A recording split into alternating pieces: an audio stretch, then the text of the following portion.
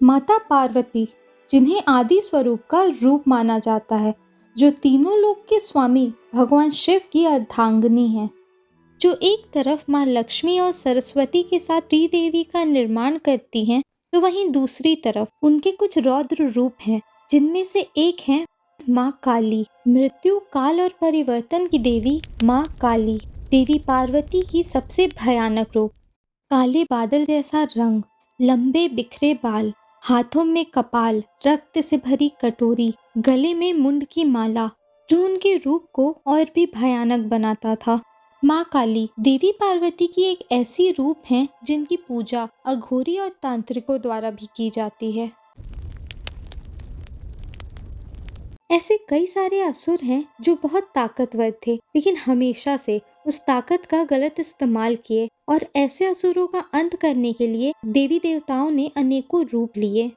रक्त बीज पौराणिक कथाओं का एक ऐसा असुर जिसे घोर तपस्या के बाद भगवान शिव से वरदान प्राप्त था कि जब भी उसके खून की बूंद धरती पर गिरेगी, तब उस बूंद से एक और रक्त बीज का जन्म होगा, जिस वजह से उसे मारना लगभग नामुमकिन हो गया था। इस वरदान के घमंड में उसने तीनों लोक में हाहाकार मचा दिया। इंद्रलोक के साथ साथ देवी देवताओं पर आक्रमण करने लगा।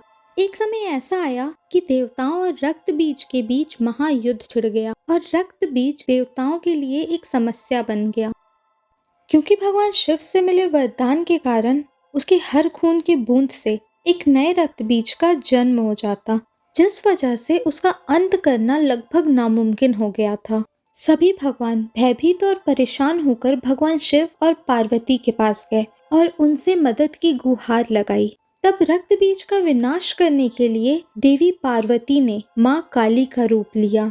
लाल आंखें, खुले बिखरे बाल, गले में खोपड़ियों से बनी माला, एक हाथ में कटा हुआ सर तो दूसरे हाथ में खून में लिपटी तलवार। माँ काली ने रक्त बीज पर कई वार किए, लेकिन खून का बूंद धरती पर गिरते ही उस पर से एक नए रक्त बीज का जन्म हो जाता, जिसके बाद माँ काली ने रक्त बीज के खून की एक भी बूंद को धरती पर गिरने ही नहीं दिया, बल्कि माँ काली अपने जीभ से रक्त बीज के जख्म से निकले खून के एक कतरे को पी गईं, और इस तरह रक्त बीज का अंत हुआ।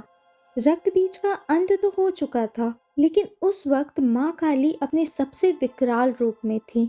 उनके गुस्से ने जैसे उनको ही वश में कर लिया था। उनके तांडव से त्रिलोक में हाहाकार मच गया था, मानो उनको रोकने की सभी कोशिश असफल हो रही थी।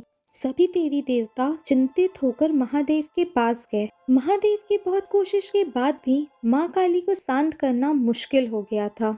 उस वक्त महादेव के पास देवी माता को रोकने का बस एक ही रास्ता था। वो काली माँ के सामने लेट गए, और जैसे ही माँ काली का पैर शिव भगवान पर पड़ा, उन्हें एहसास हुआ कि जिस पर उनका पैर है वो उनके आराध्य स्वयं महादेव हैं। गलती का एहसास होते ही देवी काली का विकराल रूप शांत हो गया।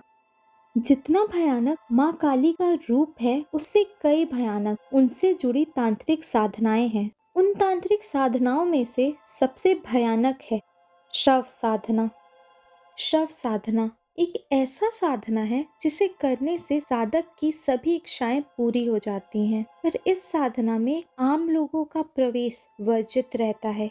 ऐसा कहा जाता है कि साधना में मुर्दे भी बोल उठते हैं। एक बहुत ही खतरनाक और रहस्यमय अभ्यास है। शव साधना एक ऐसी साधना है जिस पर साधक शव के ऊपर बैठकर माँ काली की तपस्या करता है और उन्हें पुकारता है। इस साधना को करने के लिए कुछ नियम होते हैं, जैसे कि लाश ताज़ी होनी चाहिए, लाश के सभी अंग ठीक होने चाहिए, उसके कोई भी हिस्से गायब नहीं होने चाहिए, और सबसे ज़रूरी बात, साधक किसी का खून ना करे, उसे वो लाश कहीं पे पड़ी हुई मिली हो। इसके बाद तांत्रिक लाश के ऊपर बैठकर अपना मंत्र जाप शुरू करते हैं। इस साधना के दौरान माँ काली उनकी परीक्षा लेने के लिए उनको साधना से भटकाने की कोशिश करती हैं। उन्हें लालच दिया जाता है कि अगर वो अपनी साधना बीच में ही रोक दे तो उनकी मनचाही इच्छा पूरी हो जाएगी।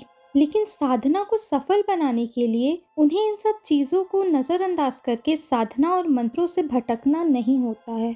इस साधना के दौरान शव पर भी जान आ जाती है और एक वक्त वो शव भी हिलने लगता है। लेकिन ये एक तरह से साधक की परीक्षा होती है। इस वक्त साधक को बिना डरे और बिना घबराए अपने मंत्रों का जाप जारी रखना होता है, क्योंकि ऐसा कहा जाता है अगर इस दौरान साधक अपनी साधना बीच में ही छोड़ देता है तो इसके परिणाम स्वरूप उसकी मृत्यु भी हो सकती है या वो अपनी दिमागी संतुलन भी खो सकता है। पर जो व्यक्ति इस साधना को पूरा करता है उससे प्रसन्न होकर माँ काली फल स्वरूप उसकी मनचाही इच्छा को पूरी करती हैं और उसे मोक्ष की प्राप्ति होती है। ऐसे कई सारे भयानक तांत्रिक क्रियाएं हैं जो माँ काली को प्रसन्न करने के लिए किए जाते हैं ताकि उनसे मनचाहा वरदान प्राप्त कर मोक्ष की प्राप्ति हो सके। कई सारे साधक माँ काली की पूजा काला जादू और वशीकरण के लिए भी करते हैं। माँ काली, जिन्हें शमशान की देवी भी कहा जाता है, अमावस्या की रात में माँ काली की पूजा की एक अलग ही महत्व होती है।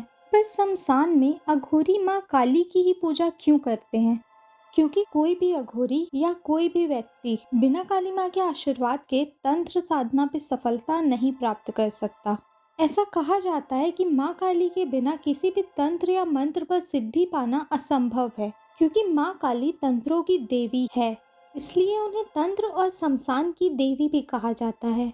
और तंत्र मंत्र में सिद्धि पाने के लिए तंत्रों की देवी को प्रसन्न करना सबसे आवश्यक है। आज के लिए बस इतना ही। अगर आपको ये वीडियो पसंद आया तो ऐसे ही वीडियोस आगे भी देखने के लिए वीडियो को लाइक और चैनल को सब्सक्राइब ज़रूर करें।